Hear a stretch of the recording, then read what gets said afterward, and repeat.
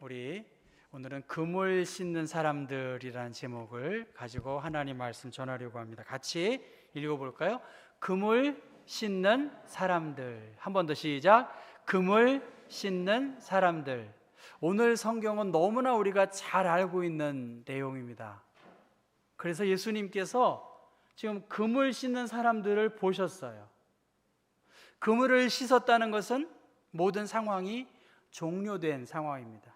그런데 오늘 성경을 읽어보니까 안타깝게도 이들이 밤새워 고생을 했지만 고기를 잡지 못했다, 그렇게 말하고 있습니다. 저도 낚시를 해봤는데요, 잡히면 재밌는데 제 수준에서는 안 잡히면 재미가 없더라고요. 그래서 잡으면 참 좋은데 이걸 그냥 그 떼약볕에 막연하게 시간을 보내려니까 준비 많이 해가지고 갔는데 고기를 못 잡으면 굉장히 서운합니다. 취미생활에서도 이런 상황인데 만약에 고기 잡는 것이 그들의 생업인데 고기를 잡지 못했다면 얼마나 절망이 컸겠어요. 그렇게 상상해 볼 수가 있겠습니다. 지금 예수님은 밤새워 고기 잡으려고 했던 사람들이 고기 잡지 못하고 허탈해하면서 그물을 씻고 정리하는 그 상황에서 베드로와 그 어부들에게 새로운 사명, 깊은 곳에 가서 그물을 던지라, 그렇게 명령을 내리신 것입니다. 그물을 씻는 사람들의 저 심정처럼 코로나 상황 속에서, 그리고 최근에 여러 뉴스를 통해서 우리의 마음이 허탈하고 황망함을 느끼는 부분이 없지 않습니다. 그러한 상황 가운데에서 오늘 본문을 이해하시면 참 좋겠습니다. 누가복음 5장 말씀은 특별히 크게는 네 부분으로 나눌 수 있겠어요. 첫째는 오늘 본문 베드로와 어부들을 부르신 내용, 그리고 나병 환자를 예수님께서 깨끗하게 해주시고, 그 다음에 중풍병자를 또한 고쳐주시고, 그리고 세간원 레위를 제자로 부르셨고, 그 레위가 큰 마을 잔치를 베푸니까 서기관과 바리새인들이 왜 예수님 당신의 제자들은 사람들이 욕하고 업수이 여기는 저들과 함께 먹고 마시고 놀고 있습니까? 그렇게 불평을 하니까 예수님은 건강한 자에게는 의사가 쓸데없고 병든 자에게라야 쓸데있는 것처럼 내가 의인을 부르러 온 것이 아니요 죄인을 불러서 회개케 하기 위해서 이 땅에 오셨다라고 말하고 있습니다. 여러분, 제가 가운을 입을 때 이런 목걸이를 합니다. 여러분, 이게 무엇일까요? 후크입니다. 후크. 낚시 바늘이에요. 낚시 바늘. 세인트 앤드류스 교회에서 제가 목회했을 때에 그 목사님, 백인 목사님과 저한테 교회로부터 제가 받은 선물입니다. 이것은 마오리 문양으로 조각이 되어 있고 그들에게만 할 수 있는 그것인데 후크입니다. 사람을 낚는 어부가 되게 되라, 그렇게 해서 이것을 저에게 선물해 주셔서 제가 이거 일부러 하는 거예요. 그런데 여러분, 사람을 낚는 어부가 되기 위해서는 어떻게 해야 될까요? 건강해야 되겠죠. 건강해야 어부가 그물도 던지지 않겠습니까? 근데 이것은 또 다른 의미로 보면 행운을 잡는 것, 그리고 마음의 평안, 그리고 여러분, 저 어부들이 닥칠 여정이 있잖아요. 그러니까 위험과 어려움으로부터 안전해지기를 바라는 그러한 여러 가지 의미가 담겨 있는 것이 이 목걸이 내용입니다. 그러니까 예수님의 제자들, 또 그 베드로를 비롯한 많은 사람들의 소원은 건강한 거겠죠. 행운이 있어서 고기를 많이 잡아서 경제적으로 윤택한 삶을 살고 싶은 것이 저 어부들이고 오늘 우리에게도 동일한 바람일 것입니다. 근데 마태복음과 마가복음에는 어부들이 그물을 던지고 있는 그 상황을 보시고 예수님께서 나를 따라오너라, 내가 너희로 사람을 낚는 어부가 되도록 그렇게 하셨어요. 잊어먹었어요. 간단한 내용의 마태, 마가복음이라면 누가복음은 조금 설명이 있습니다. 뭐냐면 어부들이 밤새 수고했다. 그리고 예수님께서 깊은 곳에 가서 그물을 던져라, 그렇게 이야기했습니다. 그 모든 것을 베드로는 따랐다, 그렇게 이야기하는데, 이 누가복음 4장의 말씀 보면 어떤 여인이 열병을 앓았는데 예수님께서 열병을 꾸짖으시니까 병이 나았고 그 여인이 수종을 들었다, 그렇게 이야기하고 있습니다. 근데 이것을 어떤 여인이라고 밝혀져 있지 않지만 마태복음 8장에는 예수께서 베드로의 집에 들어가사 그의 장모가 열병으로 앓아 누운 것을 보셨다, 그렇게 말합니다. 그러니까 이 베드로는 그의 장모가 열병으로 고통 중에 있는 상황에서 예수님께서 열병을 꾸짖으셨고 그 손에 손을 얹으니까 나은 것을 경험한 그러한 상황을 베드로는 경험을 했어요. 그리고 예수님의 말씀을 통해서 온갖 기적들이 벌어지고 있습니다.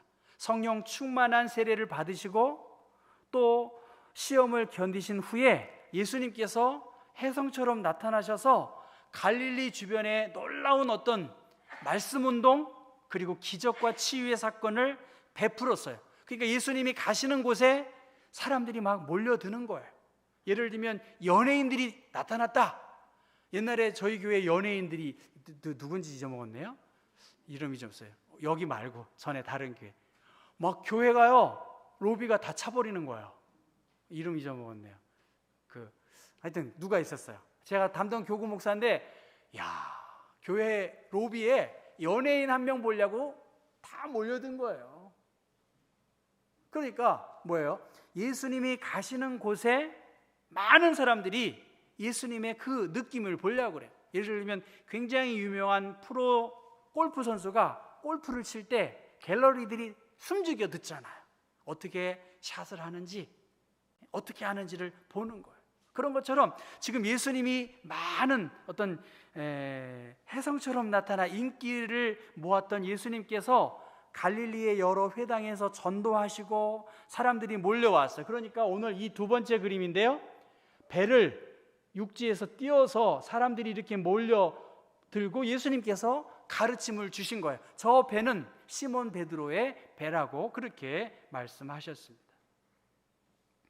여러분, 당시에 이 그물이 말이죠, 밤에 낮에인데 이 그물이 나일론이 아니라 세마포로 이렇게 그물이 얼키설키 만들어진 거예요. 그러니까 고기들이 갈 때 눈을 뜨고 가지, 여러분처럼 한두 명이 눈을 감고 가다가는 어떻게 될까요? 그물에 걸려요. 그런데 세마포로 얼기설기 만든 거기 때문에 낮에는 그물이 보일까요? 안 보일까요? 보인다고 하셔야 되는데 보이는 거예요. 보인대요. 그러니까 밤에 이렇게 그물을 던진 것이죠. 일반적으로 고기를 잡는 것은 밤에 고기를 잡는 것인데 베드로가 어부고 배를 소유했고 적어도 이 갈릴리 호숫가, 이 겟네사렛이라고 하는 이 하프 모양으로 되어진 이 호숫가에서 타이밍이 중요한 거예요. 고기는 그렇더라고요. 타이밍이 중요하고 장소가 중요한 거예요. 그 타이밍과 장소를 알고 있는 그 베드로의 경험과 지식을 뒤로 하고 어떻게 해요? 목수의 아들이고 목수의 일을 했던 예수께서 깊은 곳에 그것도 모든 것을 정리한 다음에 이제 내일을 기약할 그 어부들에게 예수님께서 깊은 곳에 그물을 던지라고 하는 것은 상식을 넘어선 월권과 같은 그러한 상황인 것을 우리가 볼 수가 있을 것입니다. 그런데 베드로는 어떻게 했을까요? 이 그물을 이 배에서 떼어가지고 말씀도 전했지요. 이미 자신의 장모를 열병에서 낫게 하셨지요. 이 모든 말씀을 듣고서 비록 불쾌하고 마음에 받아들이기 어려운 상황이었지만 적어도 예수님의 말씀을 믿고 그렇게 그물을 던지게 된 것입니다. 아무리 배 주인이라고 해도 어부들은 이미 고기가 많을 곳에 다 던져봤을 것입니다. 여러 가지로 다 해봤지만 허탕을 쳤고 정리된 그러한 상황인데, 그러나 베드로가 왜 베드로가 되었을까?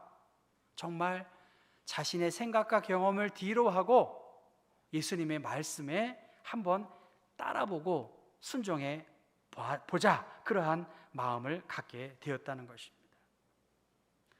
베드로와 어부들, 전혀 가능성이 보이지 않는 그곳, 그런데 하나님이 함께 하시고 하나님의 말씀에 의지해서 자신의 경험을 뒤로 하고 그렇게 던졌더니 그물이 찢어질 정도로 고기가 잡혔다는 것이 오늘 성경의 내용입니다. 증기기관차 혹은 만륜력의 법칙, 다른 사람들은 다 그냥 이 주전자가 끓는 것을 그냥 예사롭게 넘겼지요. 왜 사과가 떨어지는지 예사롭게 넘겼습니다. 그러나 그들은 똑같은 사물을 다르게 생각하고 발전했기 때문에 인류에 큰 공헌을 했습니다. 그리스도인은 어떤 사람일까? 예수의 마음을 품고 다르게 사는 거죠. 다르게 생각하고 다르게 판단하는 것이죠. 내가 이미 다 알아, 내가 다 해봤어. 그런데 베드로는 이미 다 알고 있고 해봤지만, 내가 이해하고 납득하기 어렵지만 내 생각과 경험을 뒤로 하고 새로운 길을 향해서 모험하고 용기를 내린 것이 베드로의 남다른 모습입니다. 여러분, 어떤 사람이 휴대폰을 충전하려고 하는데 충전이 안 된다는 거예요. 이 배터리와 충전을 연결해 가지고 아무리 충전을 해도 충전이 안 되니까 서비스 센터에 간 겁니다. AS 센터에 갔더니 이 수리기사가 스카치 테이프 이걸 조금 잘라 가지고요, 이 단자에다가, 충전 단자에다가 이걸 넣었다는 거예요. 그랬더니 그 안에 먼지들이 이 스카치 테이프에 묻어서 나왔다는 거예요. 먼지가 이 단자를 막고 있으면 꽂혀 있긴 꽂혀 있지만 에너지가 전달이 안 됐다는 거예요. 여러분의 신앙생활, 교회는 나와요. 헌금은 해요. 나름대로 열심히 해요. 그런데 먼지가, 내 마음에 먼지가 가득 차 있으면 하나님과의 만남도, 신앙의 성장도, 행운을 가져다 준다는 이러한 하나님께로부터 오는 많은 축복도 남의 것이 되고 나는 상관이 없는 그러한 신앙생활을 하게 된다는 것입니다. 먼지 낀 상태에서 아무리 예배드리고 아무리 기도한들 무엇이 달라졌을까요? 여러분, 무엇이 달라졌어요? 코로나 상황에서 모든 것이 멈춰졌어요. 무엇이 달라졌을까요? 무엇을 위해서 기도하고 무엇을 위해서 예배하고 교제하나요? 우리 안에 주님의 일하심, 하나님과의 깊은 교제 속에서 주님이 높임을 받으시는 예배를 드리고 찬송을 하고 기도를 하고 봉사를 해야 이것이 하나님이 받으시는 예배고 하나님의 영광이 나타나고 그것이 다른 사람에게 향기롭게 드러나는 거 아니겠어요? 왜 코로나에서 교회를 이렇게 업수이 여기고 말소리 듣나요? 삶의 변화가 없는 거예요. 향기가 없는 거예요. 무엇이 달라졌을까요? 이렇게 예배를 드리고 10년, 20년, 30년, 50년을 예배드리고 하나님을 예배한다고 하는 우리가 세상과 다를 게 뭐예요, 여러분? 솔직한 얘기로 아무리 설교하면 뭐합니까? 먼지가 많이 끼어 있는데.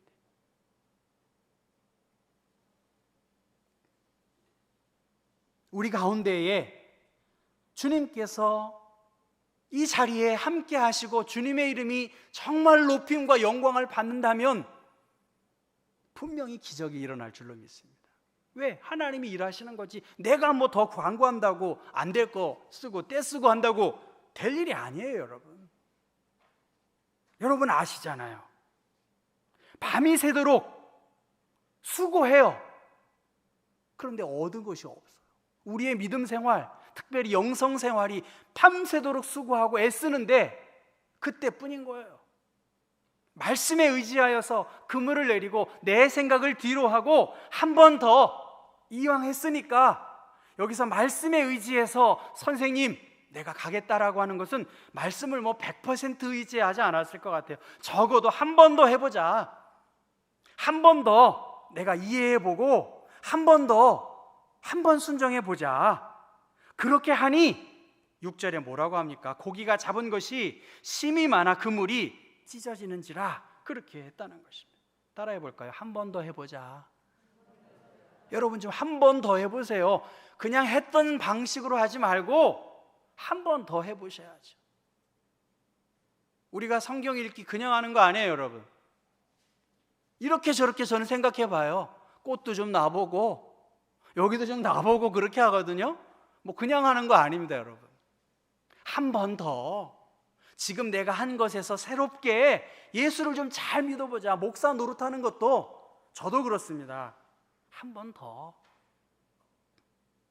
더 기도해보자. 한 번 더 이해해보자. 이해 못할 것이 무엇이 있겠습니까, 여러분? 뭘 그렇게 서운하고 아쉽고 과거 속에서 살고 있습니까? 은혜 받은 베드로 한 번 더 해보는 거예요. 내 생각 뒤로 하고 말씀에 의지해서 그물을 내릴 때 부활하신 예수께서 그물을 배 오른편에 던지라. 그리하면 잡히리라.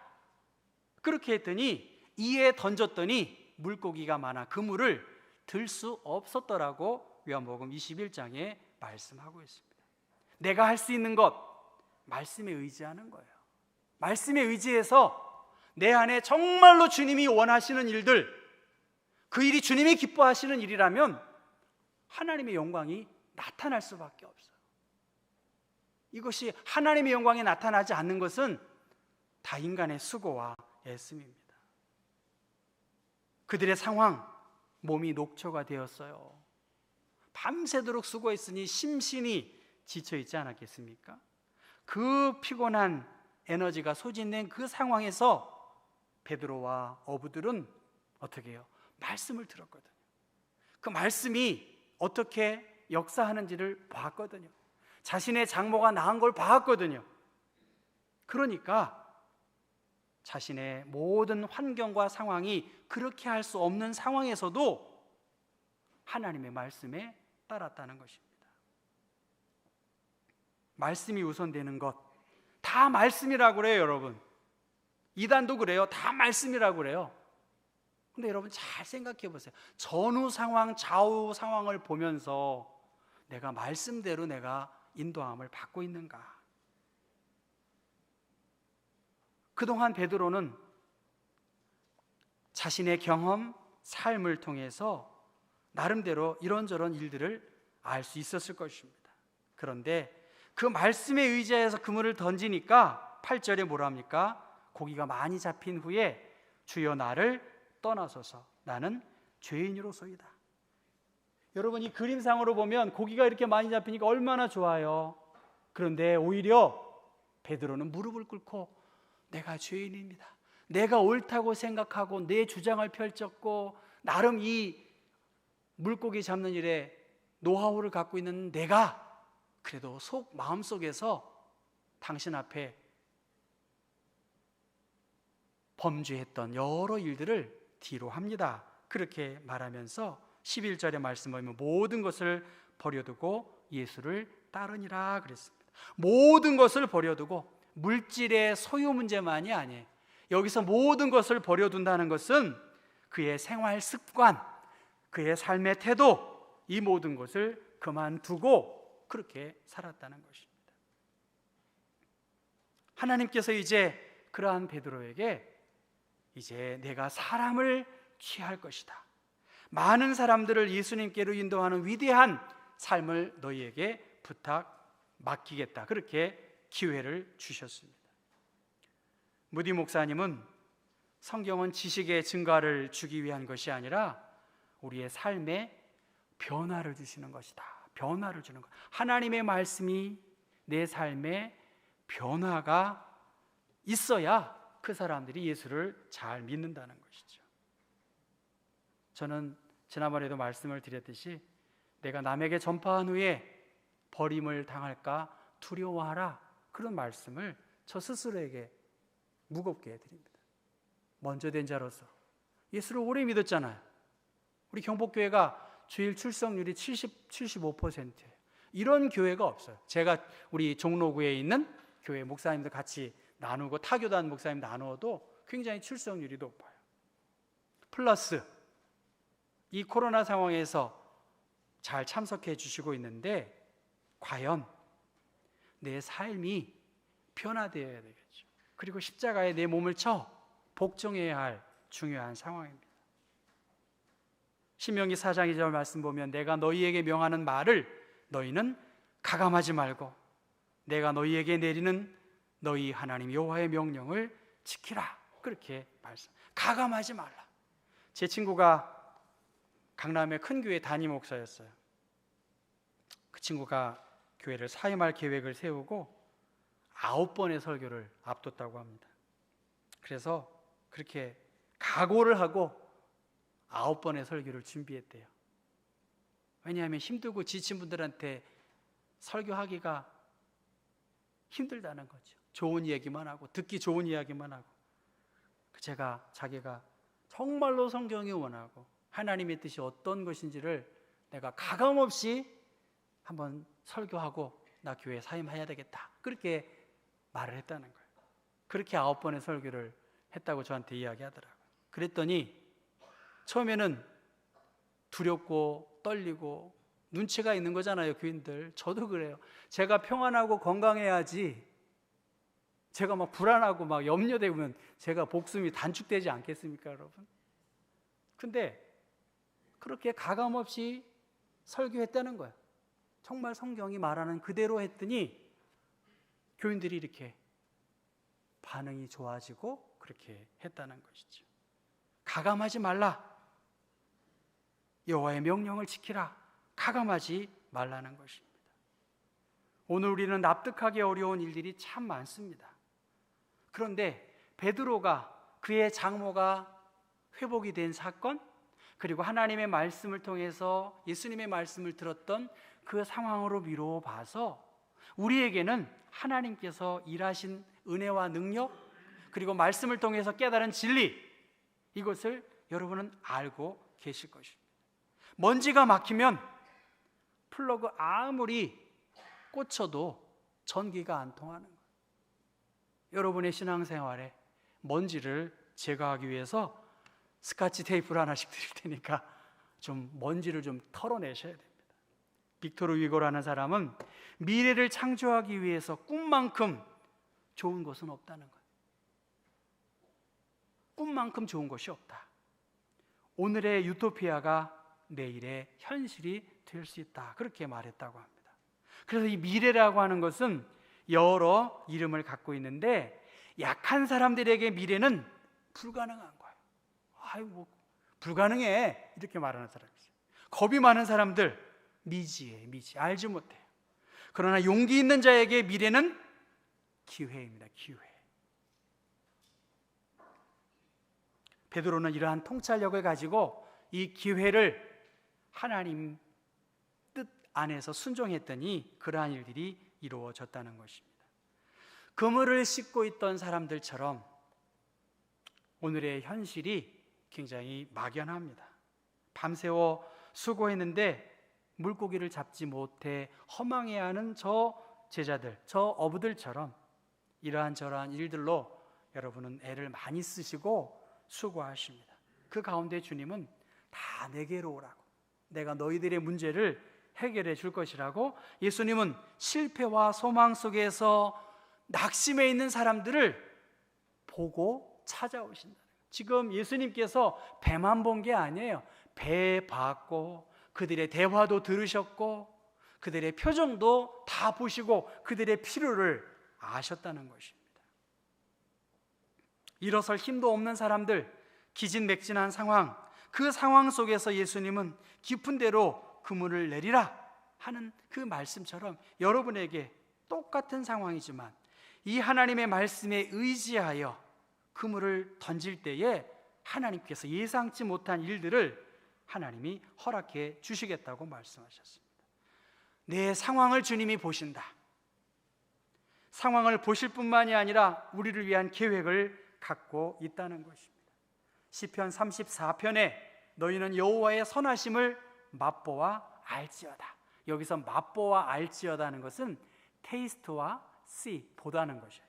그에게 피하는 자는 복이 있도다. 여호와의 눈은 의인을 향하시고 그의 귀는 그들의 부르짖음에 기울이시는도다. 그렇게 말씀하셨습니다. 베드로가 말합니다. 마태복음 19장에 우리가 모든 것을 버리고 주를 따라 싸운데 선생님, 내가 무엇을 얻을 수 있겠습니까? 그때 예수님은 인자가 자기의 영광스러운 보좌에 앉을 때에 나를 따라온 너희도 12보좌에 앉아서 그들처럼 보좌에 앉아서 이스라엘의 12지파를 심판할 것이다. 높은 자리에서 왕같은 제사장으로 많은 사람들의 심판자로 우리를 높여줄 것이라고 말씀하셨습니다. 사랑하는 우리 경복교회 성도 여러분, 낙심한 채 그물만 씻을 때가 아닙니다. 다 힘들어요. 나만 힘든 것이 아니에요. 그런데 예수님은 그 힘든 자들을 보시고 그들에게 새로운 제안을 하시고 우리에게 새로운 위대한 제자의 삶을 살라고 요청하셨습니다. 그렇게 했더니 하나님께서 그들의 삶에 깜짝 놀랄 만한 크고 비밀한 일들을 이루어 주셨듯이 여러분에게도 그러한 깜짝 놀랄 만한 하늘의 축복이 함께 하시기를 주님의 이름으로 축원합니다. 기도하겠습니다. 사랑하는 주님, 그물을 씻는 사람들처럼 무엇 때문에 원망하고 불평하고 우상을 섬기며 살아가는 것이 우리의 삶임을 고백합니다. 하나님이 말씀해 주셨고 깨닫게 하셨는데 베드로에게 이러한 도전을 주셨을 때에 그는 그 기회를 잡았습니다. 우리에게도 많은 기회가 있습니다. 그 기회, 그 행운을 향해 우리가 더 깊은 곳에 그물을 내려 깜짝 놀랄 일들이 우리의 삶 가운데 나타날 수 있도록 나를 눈여겨보시고 나를 주목하시는 주님의 눈빛에 우리의 눈이 마주칠 수 있는 은혜가 있게 하여 주옵소서. 예수 그리스도의 이름 받들어 기도합니다. 아멘.